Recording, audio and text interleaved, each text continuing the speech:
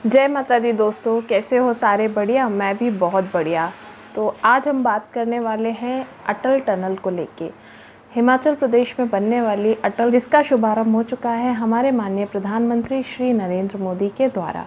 3 अक्टूबर 2020 को उसका उद्घाटन हो चुका। अटल टनल प्रोजेक्ट पे जो काम चल रहा था वो काफ़ी लंबे समय से चल रहा था। मतलब काम शुरू होता था, प्रोजेक्ट पहले उसमें आता था, काम शुरू हुआ, फिर रुक गया, फिर शुरू हुआ, फिर रुक गया। इस तरह से वो काम काफ़ी लंबे समय से चल रहा था। लेकिन उस अटल टनल के प्रोजेक्ट में उस पे काम में जो तेज़ी आई है वो नरेंद्र मोदी जी के कार्यकाल के दौरान ही आई है। उन्हीं के कार्यकाल में ये अटल टनल वाला प्रोजेक्ट जो है वो कंप्लीट हुआ है। और पहले अटल टनल का नाम जो था वो रोहतांग टनल करके था।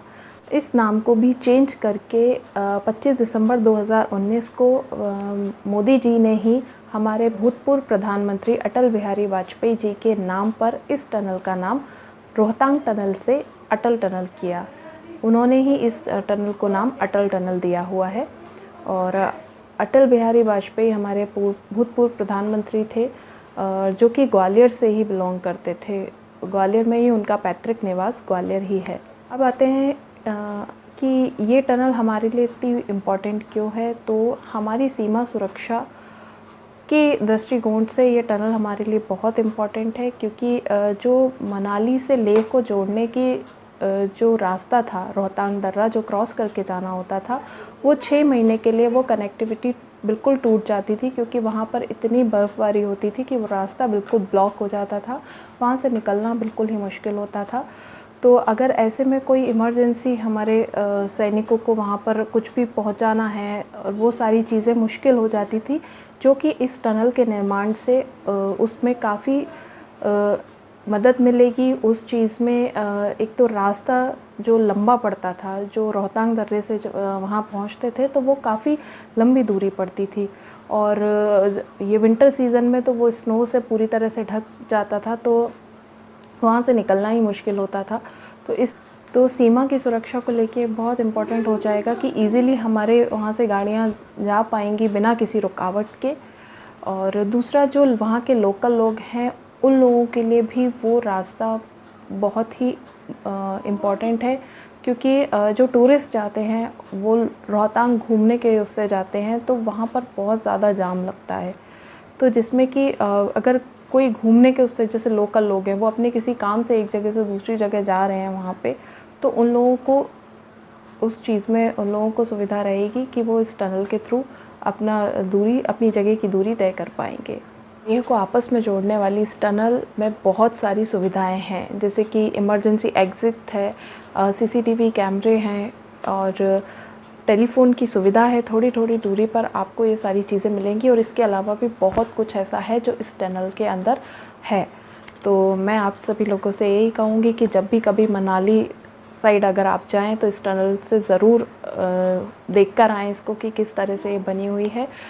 ये दुनिया की सबसे लंबी हाईवे टनल है, तो इसीलिए ये हमारे लिए बहुत इम्पॉर्टेंट है, और काफ़ी सारी चीज़ों से भी। और दूसरा, मैं उन सभी लोगों का भी शुक्रिया अदा करना चाहूँगी जिन लोगों ने इस टनल के निर्माण में अपनी एक छोटी से छोटी भूमिका भी निभाई हो वो।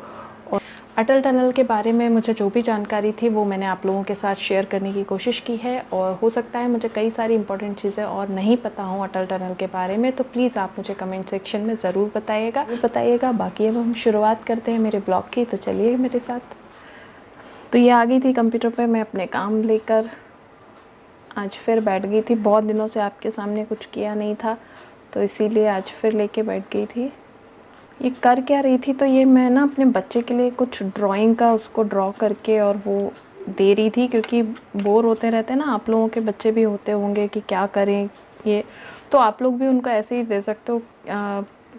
ड्राइंग बुक अगर आप परचेज़ करके ला के देते हो बच्चों को, तो उसमें उन्हें इतना इंटरेस्ट नहीं आता जितना कि अगर आप एट ए टाइम उन्हें अगर 2-4 पेजेस निकाल कर दो कंप्यूटर से, कि ये कंप्यूटर में इतनी सारी इमेजेस रहती हैं, अगर आप वहाँ से निकाल कर उनको दो, ये देखिए अच्छी लग रही है, इसमें है ना ये करेगा, इसको निकाल के दूँ, तो इस तरह से उनको कुछ दो ना, तो उनको ज़्यादा अच्छा लगता है, ज़्यादा एंजॉय करते हैं उस चीज़ को कि हाँ एक तो उनको ये लगता है ना कि हाँ हमारे लिए स्पेशली ये देखो इतनी देर बैठ के मम्मा ने या पापा ने बैठ के ये निकाल के हमें दिया है, अब इसको तो हमें करना चाहिए और ये वो। और मार्केट से आप परचेज़ करके ला के दे दो उनको, तो वो 1 दिन या 2 दिन तो वो या तो वो कंप्लीट करके उसको 1 दिन में ही रख देंगे। सबसे बड़ा काम तो ये करते हैं, आड़ा टेढ़ा कलर उनको करना होता है, वो फिल करके उन्होंने एक तरफ रख दिया। और इस चीज़ को क्या है कि आप तैयार कर लो, अगर प्रिंटर अवेलेबल नहीं है, प्रिंटर क्योंकि कंप्यूटर लैपटॉप ये तो सबके घर में होते हैं, पर प्रिंटर हर किसी के पास नहीं होता, तो ईजी सा है, आप मार्केट से प्रिंट आउट निकलवा लो, इकट्ठी कॉपी आप अपने पास चुपचाप इकट्ठे करके रख लो, उनको रोज़ के 1 या 2 निकाल कर दो, तो वो भी इंटरेस्ट से करेंगे और आपका भी काम ईजी हो जाएगा। कि उनको नहीं दिखाना है, लेकिन आपको ये याद रखना है, उनको अगर आपने इकट्ठा दिखा दिया तो उनको इकट्ठा ही चाहिए सारी चीज़ें। तो इस चीज़ का आपको ध्यान रखना है कि इकट्ठा नहीं दिखाना है। आप अपना वर्क कि हाँ आपने 1 दिन में कर लिया, आपको ऐसे करना है। तो यही मैं निकाल के रख रही थी उसके लिए, तो करता रहेगा, उसे भी नहीं पता रहता। हालांकि मैं तो डेली ही निकालती हूँ, डेली तो नहीं हो पाता खैर, बट 2-3 दिन में एक बार मैं उसको देती हूँ, क्योंकि रोज़ रोज़ तो उसको ड्राइंग में बिल्कुल भी इंटरेस्ट नहीं है, तो वो कम करता है, उसको कुछ और एक्टिविटी करानी पड़ती है, जैसे कटिंग पेस्टिंग का ये करवा सकते हैं आप अपने बच्चों को, कटिंग पेस्टिंग का कुछ उनको दे दीजिए तो वो इजीली करते हैं। तो बस इसी तरह से मैं ये निकाल कर फिर थोड़ा देर बाद कुछ और काम करूँगी। ये देखिए ये निकल आया मेरा प्रिंट आउट, इस तरह से। ये आपको उल्टा दिख रहा होगा ना मिरर इमेज के कारण, इसमें आप लोगों को ये है। अब इसमें कलरिंग का तो आपको कहीं भी ऑप्शन नहीं दिख रहा है ऐसा कुछ कि इसमें जिसमें वो कलर फिल कर पाएगा। वो इसका क्या करेगा, इससे कटिंग करेगा। ये नीचे दिख रही है ना आपको इमेज दिख रही है, इसमें इसको कटिंग करके फिर कहीं कट पेस्ट लेटर्स की भी पूरे नहीं करेगा, लेकिन थोड़े से करेगा। तो वो चीज़ क्या है कि मतलब आप करने दो ना बच्चों को कुछ क्रिएटिव, बिज़ी तो रहेंगे ना, मोबाइल छोड़ के इसमें बिज़ी रहेंगे ना, उसको जो इंटरेस्ट है। अब ये नहीं है कि मैं बोलूँ कि नहीं कलरिंग ही करनी है, मैं कलर के लिए वो निकाल कर दूंगी मैं कलर के लिए, तो वो चीज़ आपको फोर्स नहीं करना है कि नहीं हम कलर वो देंगे आप कलर की एक्टिविटी करो, ऐसे नहीं। उनका जिस चीज़ में इंटरेस्ट है, उसको कटिंग और पेस्टिंग में इंटरेस्ट है तो इस तरह से थोड़ा सा बच्चों के इंटरेस्ट का भी ख्याल रखिए कि उनको किस चीज़ में इंटरेस्ट है, वो काम आप उनसे करवाइए, अपना उन पर नहीं थोपिए। तो अगर आप ऐसे करोगे ना तो बच्चों को भी फिर अगर आप उनकी चॉइस का काम कराओगे तो ऑब्वियस है कि उनको भी मज़ा आएगा वो काम करने में। मोबाइल और टीवी से थोड़ा सा उनका ध्यान हटेगा। तो इस तरह से कीजिए, आप भी ट्राई करके देखिए। और बाकी मिलते हैं कल के ब्लॉग में, तब तक के लिए बाय बाय।